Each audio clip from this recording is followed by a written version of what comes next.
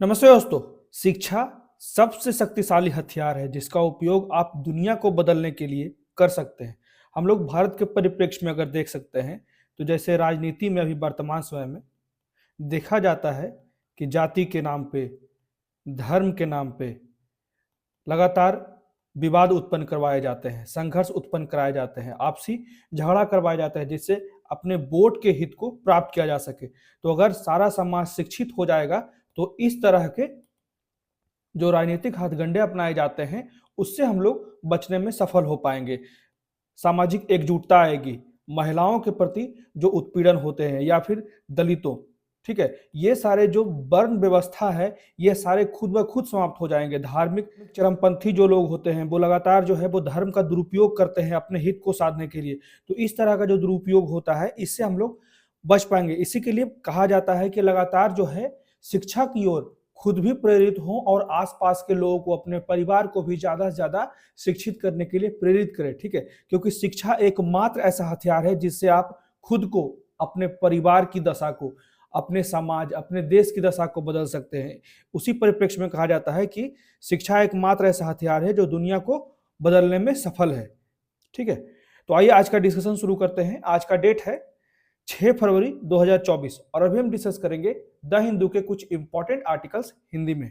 तो सबसे पहले हम लोग बात कर लें, आज हम लोग 5 क्वेश्चंस पढ़ेंगे पॉलिटी से जो यूपीएससी के 2024 के पीटी के एग्जाम के लिए बहुत ही महत्वपूर्ण है। वीडियो के लास्ट में हम लोग ये 5 क्वेश्चन डिस्कस करेंगे, ठीक है। और क्वेश्चन की कैसी क्वालिटी लगी प्लीज मुझे कमेंट करके बताएं और मेरे वीडियो को लाइक कर दें और चैनल को सब्सक्राइब करें। तो सबसे पहले जो आर्टिकल हम लोग अभी डिस्कस करेंगे, सम्मान और अपवाद। भारत रत्न के लिए अतीत के नेताओं का चयन जो है वो वर्तमान की राजनीति के अनुरूप है। राइटर के द्वारा ऐसा संदेह जताया जा रहा है कि वर्तमान समय में सिर्फ और सिर्फ एक पार्टी से चुनिंदा जो शीर्ष के नेता थे, चाहे वो लाल कृष्ण आडवाणी हो या फिर बिहार के पूर्व मुख्यमंत्री कर्पूरी ठाकुर हो, उनका व्यक्तिगत कार्य बहुत ही सराहनीय था, परंतु ऐसा राइटर के द्वारा संदेह जताया जा रहा है कि कहीं ना कहीं ये राजनीति के अनुरूप है कि वो एक विशेष पार्टी से संबंधित जो लोग थे और उनके कारण एक बड़ी संख्या में लोगों को हम लोग आकर्षित कर सकते हैं, ऐसा राजनीतिक पार्टियों द्वारा सोचा जा रहा है। इसलिए इन लोगों को जो है वो भारत रत्न का पुरस्कार प्रदान किया जा रहा है। तो क्या यह सही है या गलत है, इसको हम लोग विस्तार से देख लेंगे, ठीक है। उसके बाद अगला आर्टिकल है, कुपोषण से निपटने के लिए उत्तर प्रदेश मॉडल ने क्या क्या चीजें अपनाई है। तो सबसे महत्वपूर्ण चीजें जो है टेक होम राशन अपनाया गया है। 2020 में महिला एवं बाल विकास विभाग और उत्तर प्रदेश राज्य ग्रामीण आजीविका मिशन ने महिला उद्यमों द्वारा टेक होम राशन का विकेंद्रीकृत उत्पादन शुरू किया, ठीक है। और इसी मॉडल के तहत इसमें इंटीग्रेटेड चाइल्ड डेवलपमेंट स्कीम के तहत इस तरह के कार्य किए गए, ठीक है। इस मॉडल के तहत इंटीग्रेटेड चाइल्ड डेवलपमेंट स्कीम के तहत लाभार्थियों के लिए विभिन्न वेरिएंट उत्पादन किए गए, ठीक है। इसमें लगातार जो प्रयास किया गया कि कम से कम 20 सदस्यीय महिला समूह को बनाया गया, ठीक है। और एक टेक होम राशन जो महत्वपूर्ण राशन है उसको पहुंचाया गया और केंद्रित किसको किया गया, तो महिलाओं और बच्चों के स्वास्थ्य के लिए उनके पोषण को केंद्रित करके, ठीक है, कि उनको सही तरीके से पोषण देने में हम सफल हो पाए, ठीक है। तो इसका जो पहला प्रयास किया गया, 2 पायलट संयंत्र किया गया, उन्नाव और फतेहपुर में किया गया, ठीक है। तो इसको हम लोग विस्तार से पढ़ लेंगे और कहां तक फायदा हुआ, ठीक है। बहुत बड़ी मात्रा में इससे सफलता मिली यूपी के सरकार को, ठीक है। इसमें जो है यह उच्च गुणवत्ता के दूध का पाउडर, तेल, विटामिन, खनिज, ठीक है, इस तरह के पौष्टिक तत्व जो है वो घर के दरवाजे तक पहुंचाने में सफलता मिली। और इससे क्या हुआ कि महिलाओं को भी एक अतिरिक्त रोजगार मिलने के साथ साथ महिला और बच्चों के लिए विशिष्ट कैलोरी युक्त जो है राशन उपलब्ध हो पाया, ठीक है। तो इसके बारे में कुछ चीजें विस्तार से पढ़ लेंगे। उसके बाद ग्रामीण भारत में स्वच्छता चमत्कार का एक आलोचनात्मक दृष्टिकोण यहाँ पे दर्शाया जाता है राइटर के द्वारा। इसमें कहा जाता है, शौचालय की मेनली बात की जा रही है। इसमें कुछ एग्जाम्पल दिए गए हैं, जैसे बिहार की स्थिति बहुत ही खराब है अभी भी, उसके बाद तमिलनाडु और गुजरात के भी कुछ एग्जाम्पल्स लिए गए हैं, जहां पे सरकार के द्वारा तो कहा जाता है कि गुजरात जैसे जो स्टेट है वो पूर्णतः जो है ओपन डेफिकेशन फ्री है, ठीक है। लेकिन जब जमीनी स्तर पे देखा जा रहा है तो बहुत बड़ी संख्या में अभी भी ग्रामीण क्षेत्रों में जो है ओपन डेफिकेशन अभी फ्री नहीं हुआ है। बहुत से लोग तो घर में शौचालय होते हुए भी उसका उपयोग नहीं करना चाहते हैं। बहुत से ग्राम ऐसे हैं, बहुत से गांव ऐसे हैं जहां पे शौचालय बनाना नहीं चाहते हैं। बहुत से अधिकारी अगर ओपन डेफिकेशन अगर बाहर में शौच करने जाते हैं तो बहुत से अधिकारी जैसे ब्लॉक लेवल पे यहाँ पे जागरूकता उत्पन्न करते हैं या फिर सुबह जाकर लाठीचार्ज करते हैं, मारते हैं, भगाते हैं, जागरूक करते हैं कि ज़्यादा से ज़्यादा घर में शौचालय का उपयोग करें, तो उन पे भी हमला कर दिया जाता है। ठीक है? तो इसके बारे में भी कुछ चीज़ें विस्तार से पढ़ लेंगे और हर एक डेटा को अच्छे से देखेंगे। उसके बाद अगला आर्टिकल जो है कि म्यांमार में जो अभी लगातार गृह युद्ध चल रहा है, तो ऐसा उम्मीद किया जा रहा है कि म्यांमार जो है कुछ टुकड़ों में भी बँट सकता है और भारत जो है उसका पड़ोसी देश होने के कारण वहाँ पे महत्वपूर्ण 3 राज्य हैं, ठीक है? चाहे वो मणिपुर हो, नागालैंड हो, मिज़ोरम हो, तो इन पे भी प्रभाव पड़ सकता है क्योंकि इन राज्यों से म्यांमार का जो है वो रोटी और बेटी का संबंध है, ठीक है? वहाँ पे सांस्कृतिक संबंध है, इसके कारण भी भारत प्रभावित होता है और ये जो युद्ध चल रहा है इसके कारण बड़ी संख्या में शरणार्थियों का भी आवागमन हो रहा है भारत में। तो यहाँ पे भी प्रभाव बढ़ रहा है, तो इसको भी हम लोग विस्तार से पढ़ लेंगे। तो आइए शुरू करते हैं आज का डिस्कशन। तो सबसे पहले जो आर्टिकल है इसमें कहा जाता है कि भारत रत्न के लिए अतीत के नेताओं का चयन जो है वो वर्तमान की राजनीति के अनुरूप किया जा रहा है क्या? अभी जो वर्तमान समय में भारत रत्न दिया गया है बीजेपी के 2 वरिष्ठ नेताओं जैसे कि एल.के. आडवाणी हो गया, ठीक है? और फिर बिहार के पूर्व मुख्यमंत्री कर्पूरी ठाकुर हो गए, ठीक है?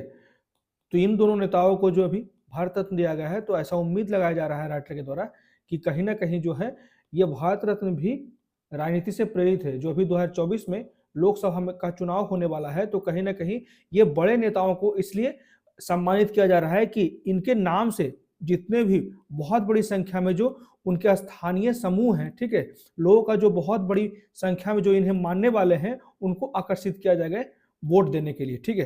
तो ये जो है कहीं न कहीं राजनीतिक रूप से प्रेरित है, ऐसा मानना है राष्ट्र के द्वारा, ठीक है? तो इसी में आगे पढ़ लेते हैं कि देश का सर्वोच्च नागरिक सम्मान जो है वो भारत रत्न है और यह जो है 1954 से अब तक लगभग 50 लोगों को प्रदान किया गया है। तो बीजेपी के नेता लाल कृष्ण आडवाणी और दिवंगत समाजवादी नेता कर्पूरी ठाकुर, उन्हें ही अभी वर्तमान समय में भारत रत्न दिया गया है। तो अक्सर सामूहिकता को खुद को एकजुट करने के लिए जो नेता होते हैं उनकी आवश्यकता होती है। मेनली इसमें कहा जाता है कि नेता जो होते हैं वो अपने हित को साधने के लिए प्रयास करते हैं कि ज़्यादा से ज़्यादा लोगों को एकजुट किया जाए, ठीक है?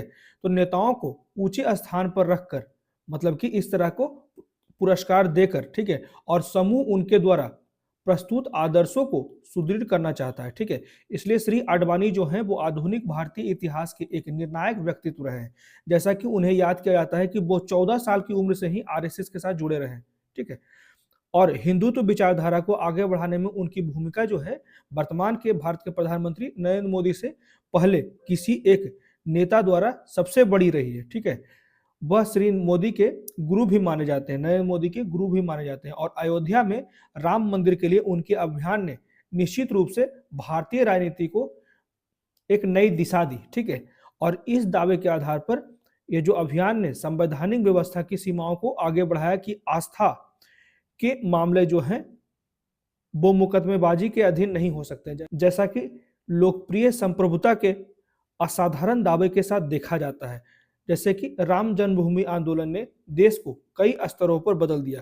भारत के सर्वोच्च न्यायालय ने 2019 तक सर्वसम्मति से उस मंदिर के पक्ष फैसला सुनाया और उसका उद्घाटन जो है वो 22 जनवरी को अभी राम मंदिर का उद्घाटन किया गया है प्रधानमंत्री नरेंद्र मोदी के द्वारा। तो इसी की बात की जा रही है। मेनली इस आर्टिकल में यही कहा जा रहा है कि बीजेपी के द्वारा जो वरिष्ठ नेताओं को जो इस तरह का भारत का सर्वश्रेष्ठ नागरिक सम्मान दिया जा रहा है, कहीं ना कहीं उनके स्थानीय जो लोग हैं जो उनके आदर्शों से प्रभावित हैं, उन्हें आकर्षित करने के लिए ज़्यादा से ज़्यादा वोट के लिए आकर्षित करने का प्रयास किया जा रहा है। इसीलिए इस तरह के वरिष्ठ नेता को इस तरह का सम्मान दिया जा रहा है। तो भारत रत्न का इतिहास के बारे में जान लेते हैं।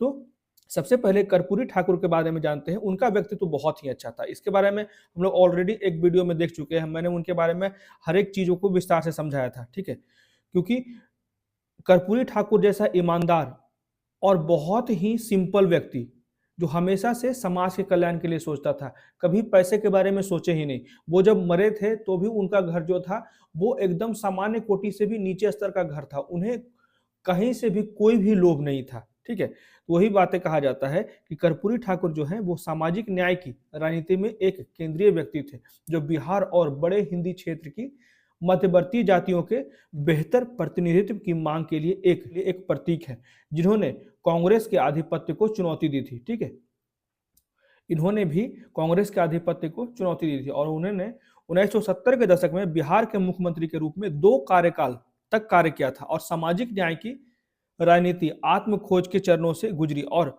वर्षों में कई पार्टियों में बिखर गई और एक बीजेपी से गहरा नाता रखता था। ठीक है, इसीलिए ऐसा कहा जा रहा है कि बीजेपी के ही दोनों कहीं ना कहीं वरिष्ठ नेता थे जिसे अभी भारत रत्न दिया गया है। तो ऐसे सामाजिक न्याय समूह हैं जो अभी भी इसका विरोध कर रहे हैं, लेकिन भाजपा की मौजूदा ताकत का श्रेय जो है वो मध्यवर्ती जातियों को जाता है। यहाँ पे ये बातें जो हैं सिर्फ और सिर्फ कहने वाली है। ठीक है, कोई भी नेता का कोई भी धर्म और जाति नहीं होता, उसका सिर्फ और सिर्फ एक ही लक्ष्य होता है कि मैं कैसे कुर्सी प्राप्त कर दूं। ठीक है, कोई भी धर्म कोई भी जाति नहीं होता है, कोई भी उसका पारिवारिक संबंध नहीं होता है, चाहे वो कितना भी अच्छा नेता हो।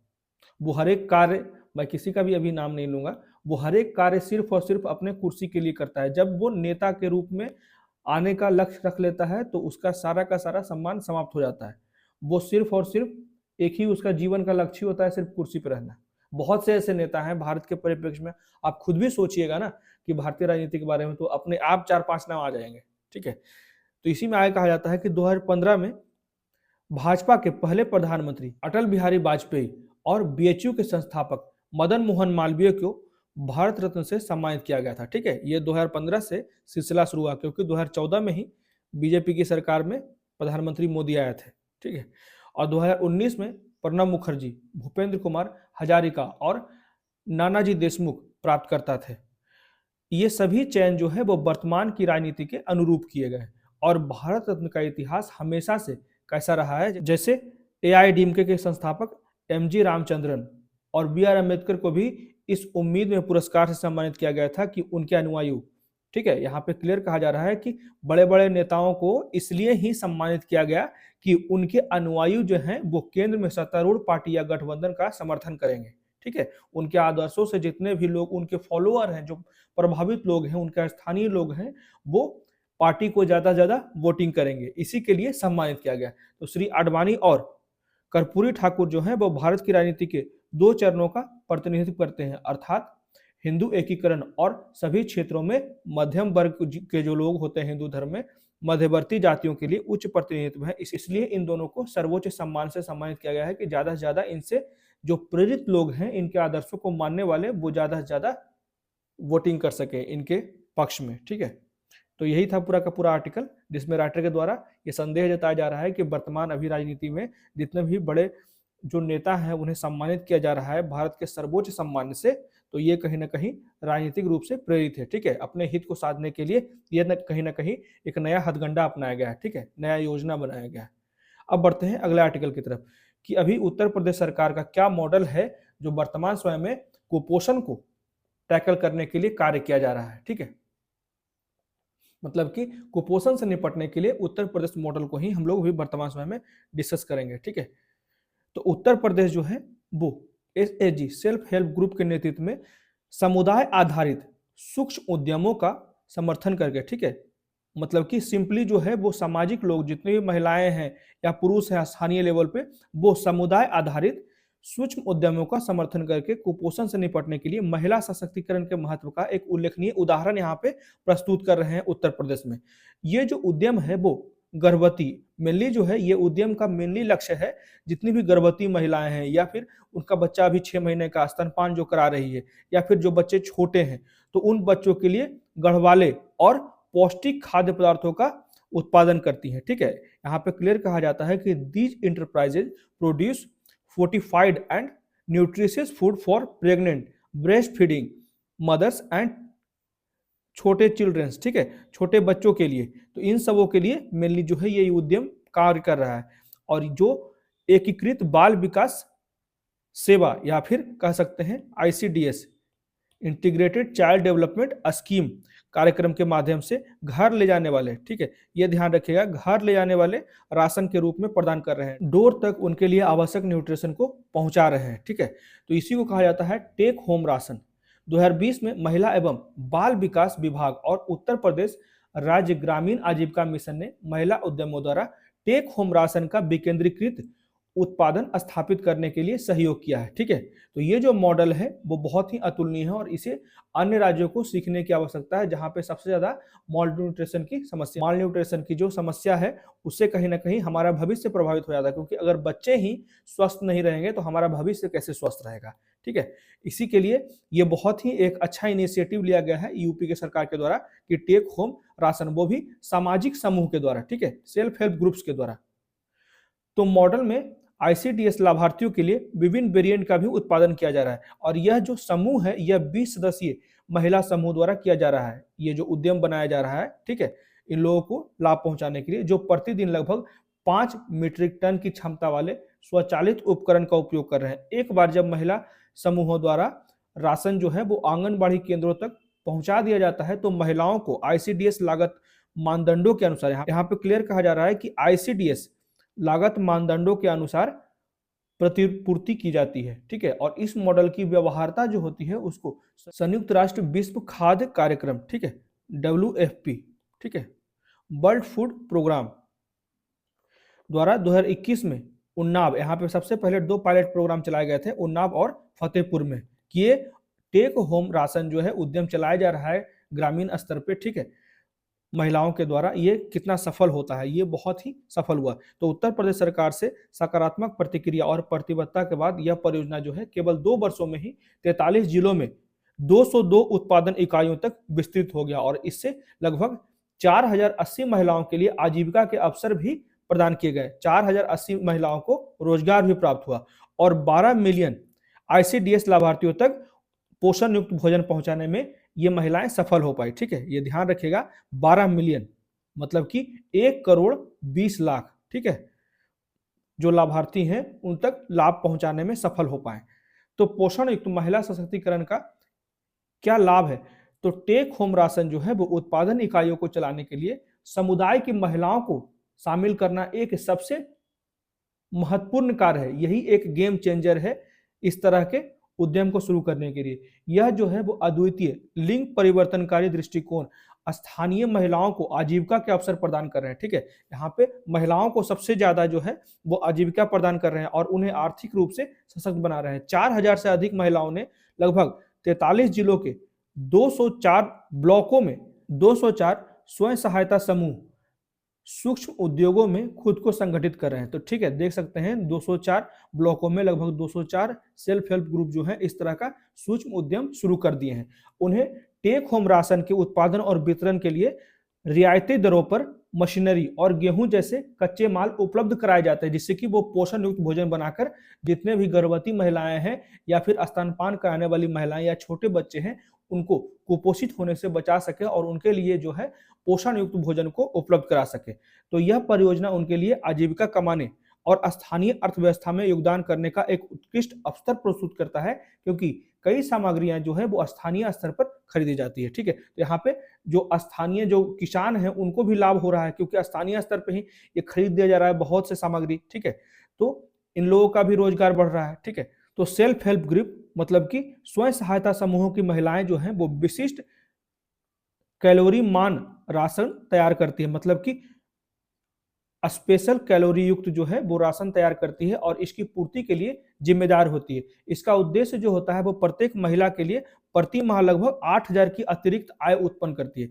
देख सकते हैं जो लगभग 4080 महिलाएं जो है इस कार्य से जुड़ी हुई है टेक होम राशन से, तो इससे लगभग हर एक महिला को 8000 का अतिरिक्त आय भी प्राप्त होता है। तो महिला एवं बाल विकास विभाग ने भी इस अवसर का उपयोग जो है वो टेक होम राशन को फिर से तैयार करने के लिए किया है। यह उच्च गुणवत्ता वाले दूध पाउडर, तेल, विटामिन, खनिजों के समावेश के साथ पौष्टिक है, जो स्वास्थ्य और अच्छी तरह से समर्थन करने में मदद करता है और बच्चों का स्वस्थ रहना और कुपोषण को रोकने में सफल हो रहा है। इस तरह का पोषण युक्त जो भोजन है, तो ठीक है, इसी में आगे कहा जाता है कि विभिन्न समूहों के लिए अलग अलग फॉर्मुलेशन डिजाइन किए गए थे और गुणवत्ता की भावना को प्रतिबिंबित करने वाले और समुदाय में मांग पैदा करने के लिए भी पैकेजिंग को बढ़ावा दिया गया है। फिर से तैयार किया जा रहा है, जिससे राष्ट्रीय परीक्षण और अंशांकन प्रत्यायपन बोर्ड से मान्यता प्राप्त प्रयोगशालाएं अपेक्षित यहाँ पे कुछ बोर्ड्स भी उपलब्ध कराए गए हैं। ठीक है,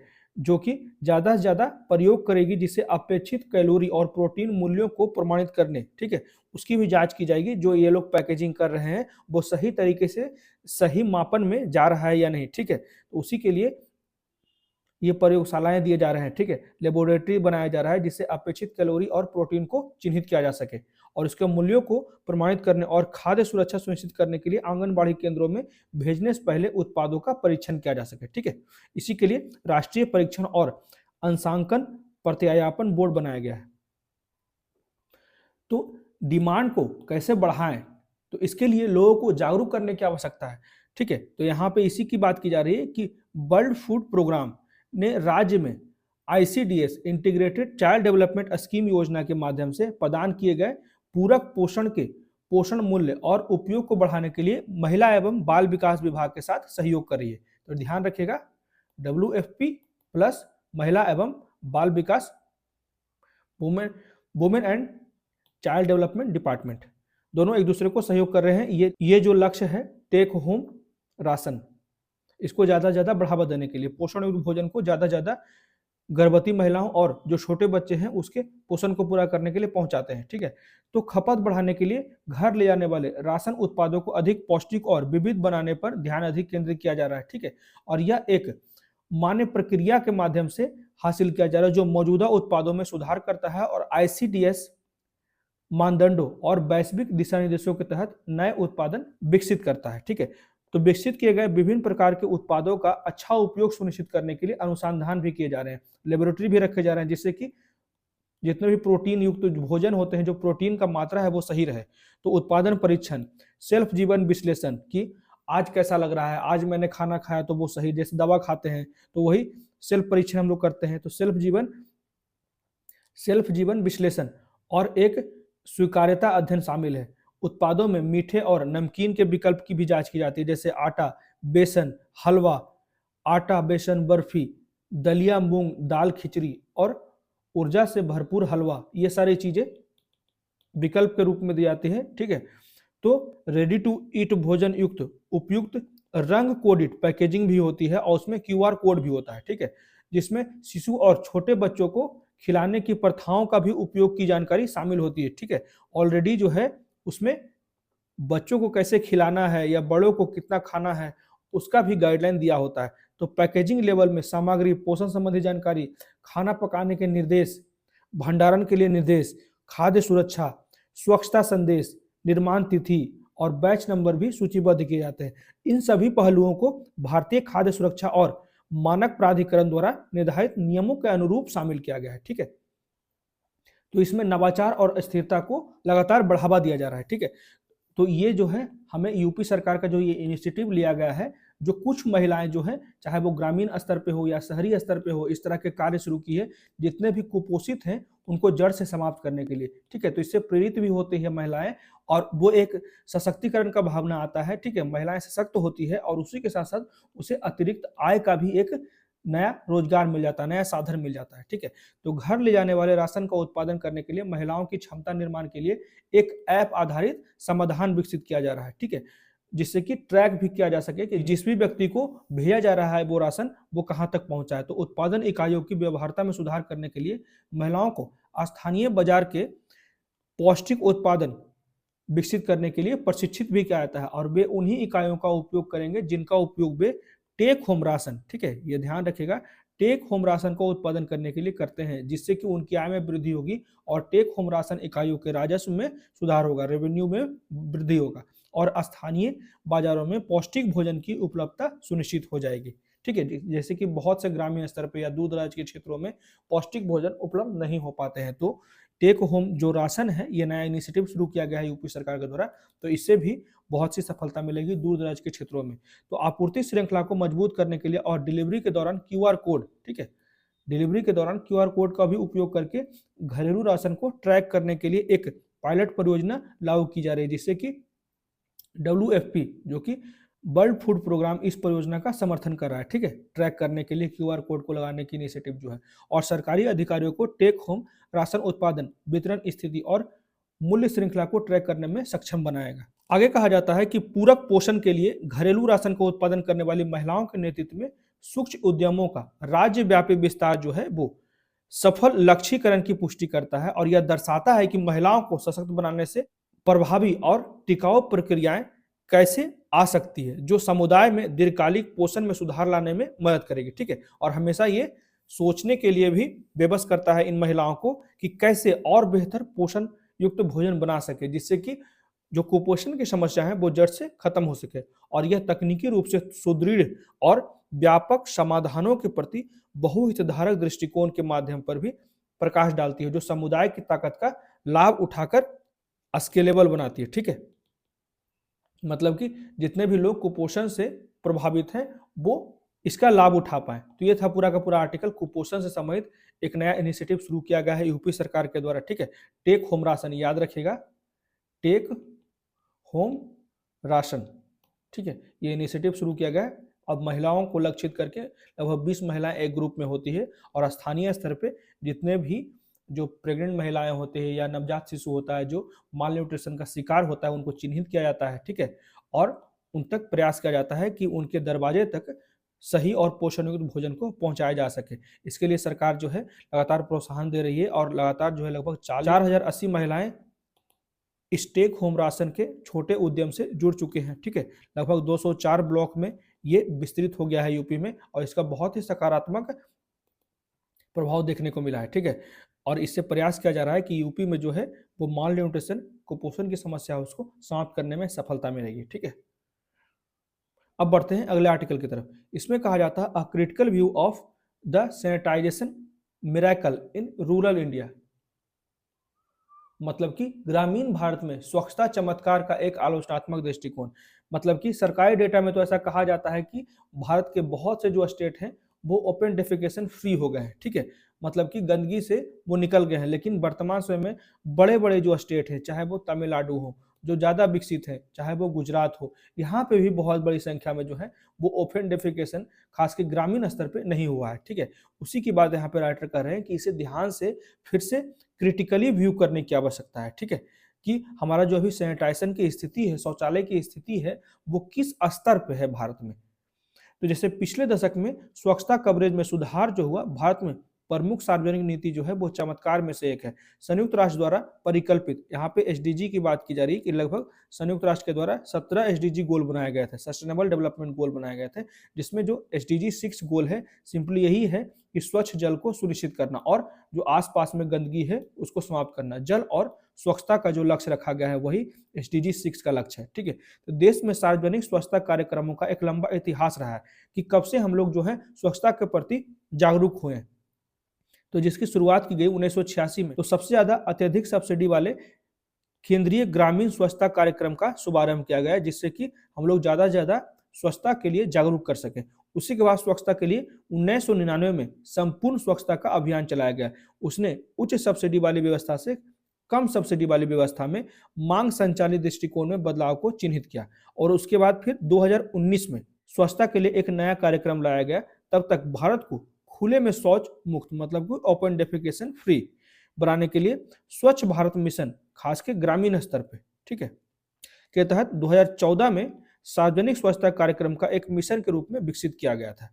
तो इसमें डेटा क्या क्या आ रहे हैं, तो भारत सरकार की जानकारी के अनुसार देश में स्वच्छता कवरेज जो है ये सिंपली बहुत ही सिंपल लैंग्वेज में एक स्टोरी की तरह लिखा गया है। इसलिए मैं प्रयास किया हूं कि द हिंदू का जो आर्टिकल में दिया गया है उसी को सही तरीके से एक्सप्लेन कर दूं, क्योंकि इस आर्टिकल में बहुत से फैक्ट्स थे, बहुत अच्छे फैक्ट्स थे, इसलिए प्रयास किया हूं कि पूरा का पूरा आर्टिकल दे दूं और एक स्टोरी की तरह बहुत ही आसानी से बहुत ही कम समय में आप लोग समझ जाइएगा। ठीक है, उसी को ध्यान से हम लोग देख लेते हैं कि देश में स्वच्छता कवरेज जो है वो 2014 में 39% से बढ़कर 2019 में 100% हो गई। ठीक है, स्वच्छता ऐसा उम्मीद किया गया सरकारी डेटा में कि 2019 में ही 100% हम लोग शौचालय बना लिए। ठीक है, तो उसी में कहा जाता है SBM, मतलब कि स्वच्छ भारत अभियान के तहत उपलब्धियों से प्रोत्साहित होकर सरकार ने स्वच्छ भारत अभियान ग्रामीण क्षेत्रों में का दूसरा चरण शुरू किया और यहाँ फोकस जो था वो ठोस और तरल अपशिष्ट पदार्थों के प्रबंधन को बढ़ावा देने के लिए। ठीक है, यहाँ पे सॉलिड वेस्ट मैनेजमेंट को बढ़ावा देने की बात की गई दूसरे चरण में। ठीक है,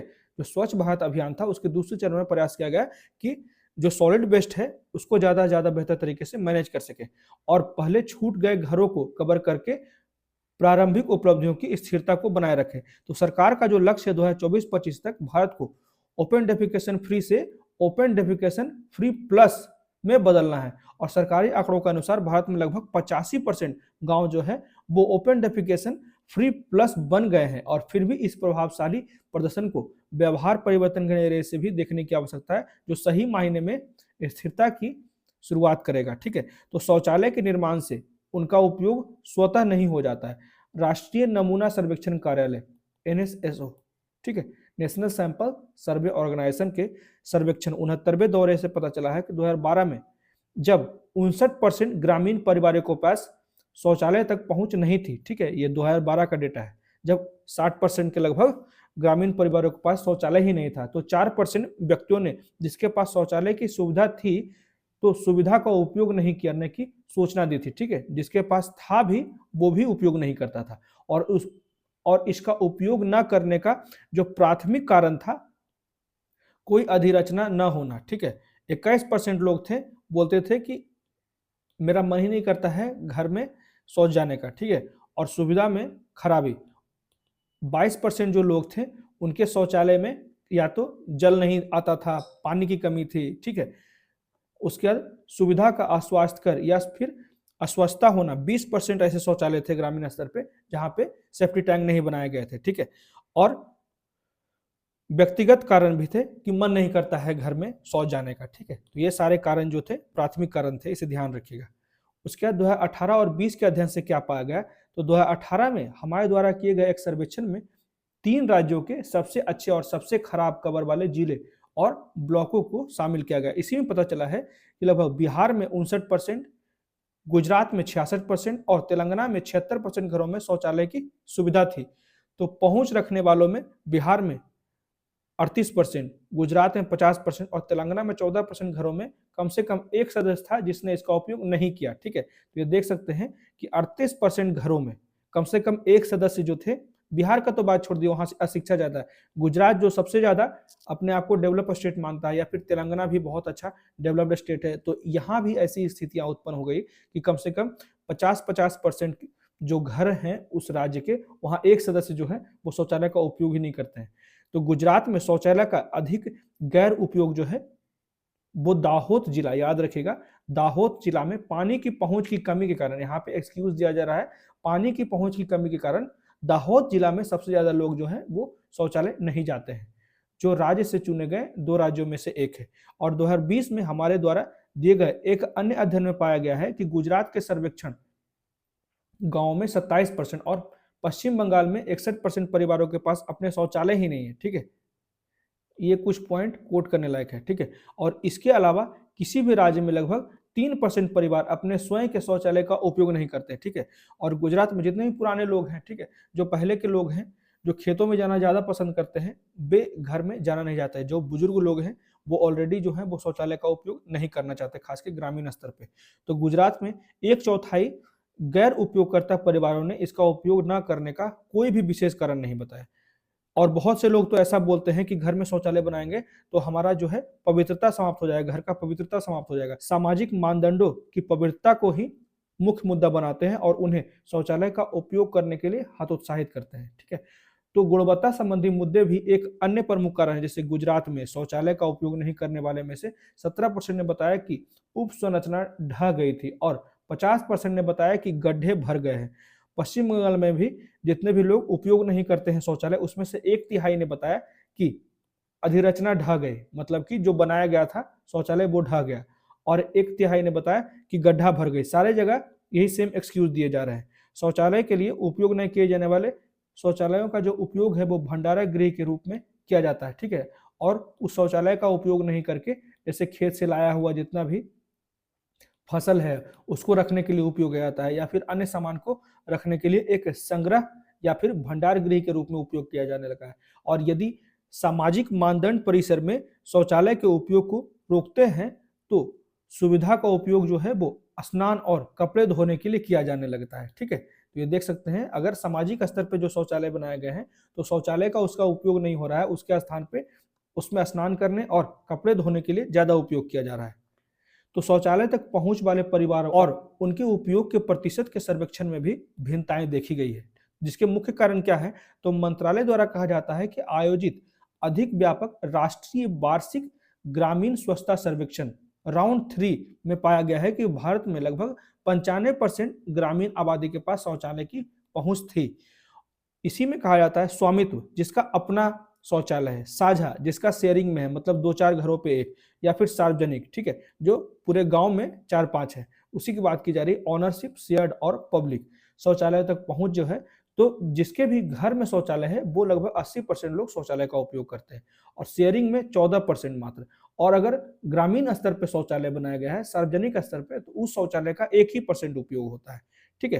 तो यह भी बताया गया है कि 96% शौचालय जो है वो क्रियाशील थे, मतलब 96% शौचालय सही थे और लगभग सभी में पानी की भी सुविधा थी। हालांकि इस रिपोर्ट से पाया जाता है कि केवल 85% ग्रामीण आबादी सुरक्षित और कार्यात्मक और स्वच्छ शौचालयों का उपयोग करता है, यह मानते हुए कि घरों में जितने प्रतिशत लोगों के पास शौचालय है, शौचालय का पहुंच है, ठीक है, और उनके उपयोग के बीच में लगभग अंतर जो है वो 10% तक बढ़ा हुआ है, ठीक है।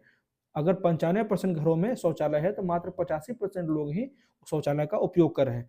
इस सर्वेक्षण से 2 मुद्दे सामने हैं कि छूटे हुए घर, मतलब 5% घर में नहीं है, और शौचालय के लिए अउपयुक्त शौचालय भी शामिल है। तो छूटे हुए परिवार जो पर्याप्त संख्या में दिखाई देते हैं और उन्हें दूसरे चरण जो स्वच्छ भारत मिशन के द्वारा शुरू किया गया उसमें शामिल करने की आवश्यकता है। और दूसरी ओर सरकार को पिछले चरण की कमियों को पहचानना चाहिए और वर्तमान चरण में इस कमियों को दूर करने की आवश्यकता है। तो ये बात है, ठीक है। हमें जमीनी स्तर से इनके आंकड़ों को सही तरीके से विश्लेषण करने की आवश्यकता है, जिससे कि ग्रामीण क्षेत्रों में जो समस्याएं आ रही है शौचालय में, ठीक है, और उसके बुनियादी ढांचे के जो मजबूत नहीं होता, लगातार जो कहा जा रहा है, चाहे वो बिहार हो, वेस्ट बंगाल हो, गुजरात हो, कि उनके जो है स्ट्रक्चर ही ढह गया, ठीक है, बनाया हुआ जो शौचालय है उनका दीवार ही ढह गया। तो इससे क्या कारण है, ठीक है, इसे जानने के लिए सरकार को आगे आना चाहिए, ठीक है, और इसके लिए दूसरे चरण में इनके समस्याओं को दूर करने की आवश्यकता है। तभी हम लोग ओपन डेफिकेशन फ्री हो पाएंगे और ज़्यादा से ज़्यादा स्वच्छता को प्रमोट कर पाएंगे, ठीक है, स्वच्छता के लिए लोगों को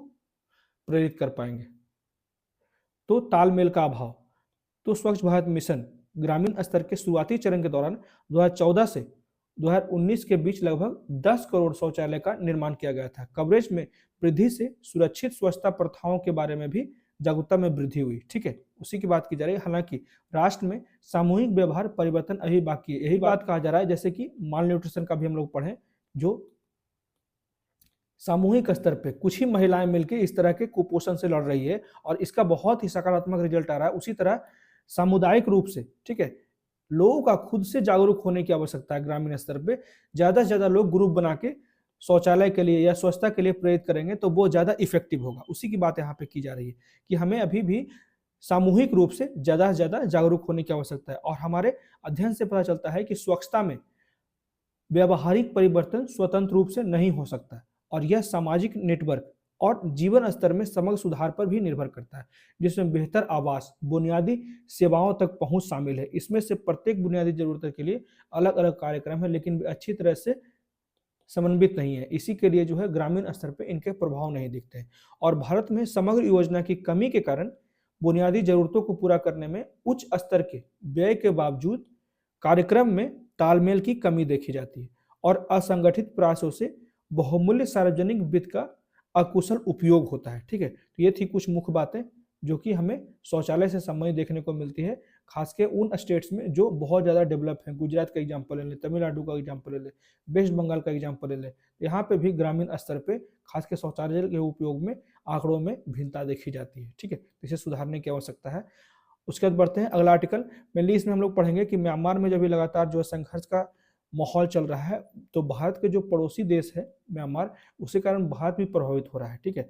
जैसे कि यहाँ पे 3 राज्य हैं, चाहे वो मणिपुर हो गया, नागालैंड हो गया, ऊपर अरुणाचल हो गया या फिर नीचे मिजोरम हो गया, तो इनके साथ जो है रोटी बेटी का संबंध है, ठीक है। तो इसके बारे में कुछ चीजें जान लेते हैं, खास के जो भारत के हित और भारत कहाँ प्रभावित हो रहा है।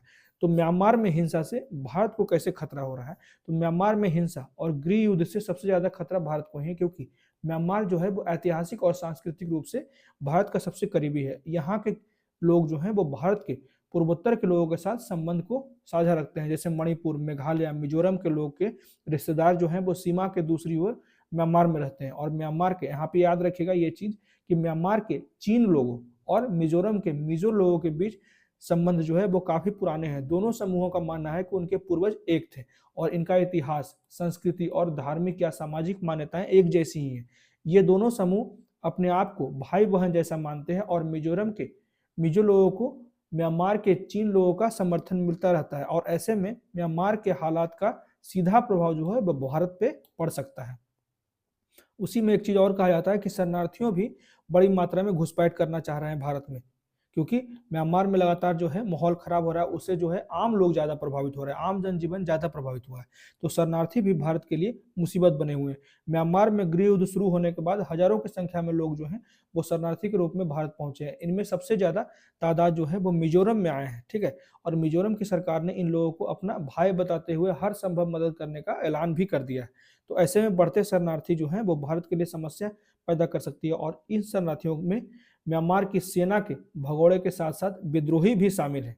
ये ध्यान रखिएगा, सेना के कुछ भगोड़े भी शामिल हैं और विद्रोही भी शामिल हैं, जो अपने परिवार के साथ सुरक्षा की आस में भारत में शरण ले रहे हैं। और भारत पहले से ही म्यांमार के लगभग 80,000 शरणार्थियों की मेजबानी कर रहा है, ठीक है। तो ये ध्यान रखने की बात है और ये बहुत ही गंभीर मुद्दा है और भारत को हमेशा सचेत रहने की आवश्यकता है, खास के नॉर्थ ईस्ट रीजन में जहाँ पे म्यांमार की स्थिति इस तरह का दयनीय है, ठीक है। और लगातार जो है ऐसा कहा जा रहा है, वहां के सेना प्रमुख के द्वारा ही कहा जा रहा है कि हालात ऐसे हैं कि एक आध महीने में म्यांमार जो है वो 3-4 टुकड़ों में विघटित भी हो सकता है, ठीक है। तो वो बस उम्मीद लगाया जा रहा है, ठीक है। जब तक आंकड़े क्लियर नहीं होते हैं, जब तक कुछ भी कंफर्म नहीं कहा जाना चाहिए। अब देख लेते हैं कुछ क्वेश्चंस। आज पॉलिटी से संबंधित हम लोग कुछ क्वेश्चन डिस्कस करेंगे जो कि यूपीएससी 2024 के पीटी के लिए महत्वपूर्ण हो सकता है। तो संविधान में राज्यों को केंद्रीय निधि से सहायता अनुदान प्रदान करने का उपबंध किया जाता है। इस संदर्भ में निम्नलिखित कथनों पर विचार करें। तो पहला स्टेटमेंट है, संसद द्वारा सांविधिक अनुदान केवल उन्हीं राज्यों को दिया जाता है जिन्हें वित्तीय सहायता की आवश्यकता है, न कि प्रत्येक राज्यों को। राज्यों को सांविधिक अनुदान जो है वो वित्त आयोग की सिफारिश पर दिया जाता है। क्या हो जाएगा इसका सही उत्तर? तो इसका सही उत्तर हो जाएगा दोनों, ठीक है। यह ध्यान रखिएगा, जो सांविधिक अनुदान होता है केवल उन्हीं राज्यों को दिया जाता है जिन्हें वित्तीय सहायता की आवश्यकता होती है, सभी राज्यों को नहीं दी जाती है, ठीक है। और ये जो दिया जाता है वित्त आयोग के सिफारिश पे ही दिया जाता है। उसके बाद अगला क्वेश्चन है, UNEP united nation environmental programme मतलब कि संयुक्त राष्ट्र पर्यावरण कार्यक्रम के संदर्भ में निम्नलिखित कथनों पर विचार कीजिए। तो पहला स्टेटमेंट है, यूएनईपी की स्थापना जो है वो 1972 में हुए मानव पर्यावरण पर संयुक्त राष्ट्र सम्मेलन के परिणाम स्वरूप हुई थी।